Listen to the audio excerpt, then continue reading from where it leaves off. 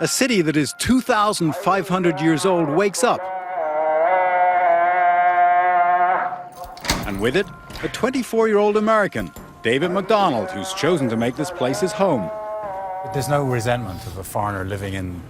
No, not at all. I mean, you'll find that Yemenis are incredibly welcoming and gracious, and I've never had any problems like that.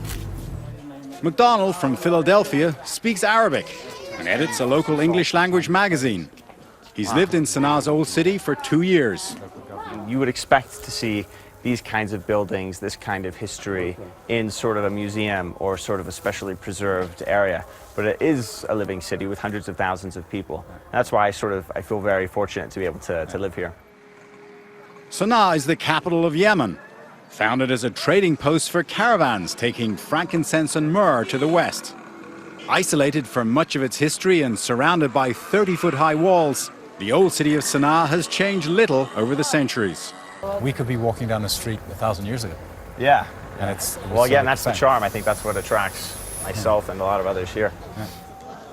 In 1986, the old city was declared a World Heritage Site by the UN to preserve its unique architecture. Principally, these tower houses, 5 to 9 floors high, found nowhere else in the Middle East. It's quite a workout, 6 floors every time you need to go up and down. Yeah, it's a bit much, but saves me having to go to the gym.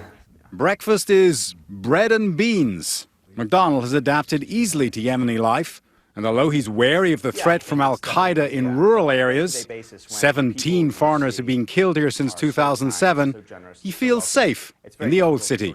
I tell everyone that I'm American when they ask, and I've never had any problems at all. We head for the souk, the marketplace in the center of the old city, where we find a man selling frankincense and myrrh, aromatic resins from trees that have grown here for millennia. 500, 800. It smells good, but neighboring stall owners shout out that we're being overcharged. You're cheating us, no? Yes, good price. What? Good price. Overcharge or not, for $2.50, it seemed like a bargain. The streets are crowded and narrow. These streets were designed to be big enough for 2 loaded camels to pass. With cars, it's a bit of a squeeze. Finally, we get to Yemen's most curious ritual, ghat chewing. So this is the ghat market. Why is it expensive now? He's just talking about the colds.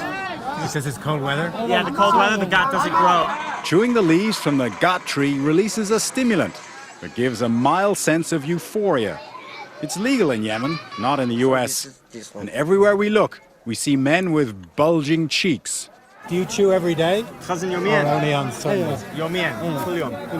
Every day. And if you don't chew, do you feel bad? لو ما تخزنش تشعر مش تمام. Yeah, he feels uncomfortable if he doesn't chew. Yeah. As the main Friday noontime prayers approach, the streets go quiet. At the mosques, worshippers spill out onto the sidewalks. There are 103 mosques in the old city of Sanaa, and this is the oldest of them all, the Grand Mosque. It was built in the time of the Prophet Muhammad. How old is this wood? This could be really more than 1,000 years old. More than 1,000 years old? Yes. Kamal Haglan is a Yemeni architect in charge of renovating the mosque. He tells us we're the first Western camera crew to shoot inside the mosque, one of the most sacred sites in Islam. Normally off limits to non-Muslims, he's letting us in to show us the renovations that began in 2006. Oh, wow. First built on the instructions of the founder of Islam, the Prophet Muhammad, in 630, the Jami al-Kabir, as it's known in Arabic, has been restored many times, this time with foreign help. Buongiorno, everybody. Buongiorno. 5 Italians, a Turk, and an American, alongside 57 Yemenis. 4 years of painstaking work, with at least 2 more to go. The whole point of this mosque is it's alive. We are not doing restoration of a physical building. We are doing restoration of the cultural and religious and atmosphere of this building, the spirit of the building, actually. And the spirit of the old city? Yes. The renovation work in Old Sana'a extends beyond the mosque. Many of the old tower houses also need to be rescued, as their foundations have been undermined by water. Before that, we didn't have in Old Sana'a a sewer system. No sewage system, no pavement. no pavement. So the rain water was getting Into the foundations? Yeah. Right. Under the UNESCO plan, the government will pay for renovations if the owners don't have the funds themselves, provided all restorations stick to the original style and design. Fortunately, the old skills haven't died here.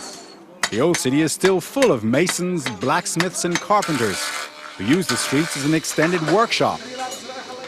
Another unique Yemeni tradition, the ornamental Jambia dagger, worn by every self-respecting male. The handles were originally made of rhino horn until that was banned in 1987.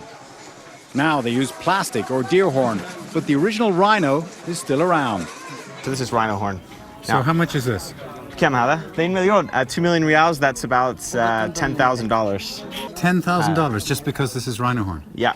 That's amazing. Yeah. This is $25 and that's $10,000. Wow.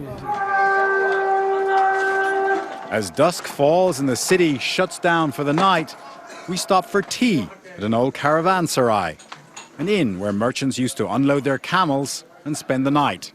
So if there was a caravan coming through, the camels would sort of stay here, and then the travelers would spend the night in these rooms. So it's like an inn. Yeah, basically. Cozy?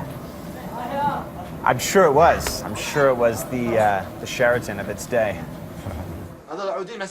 They don't trade with camels anymore, but many of the old traditions are still alive in Sana'a, a city where the present still feels very much like the past.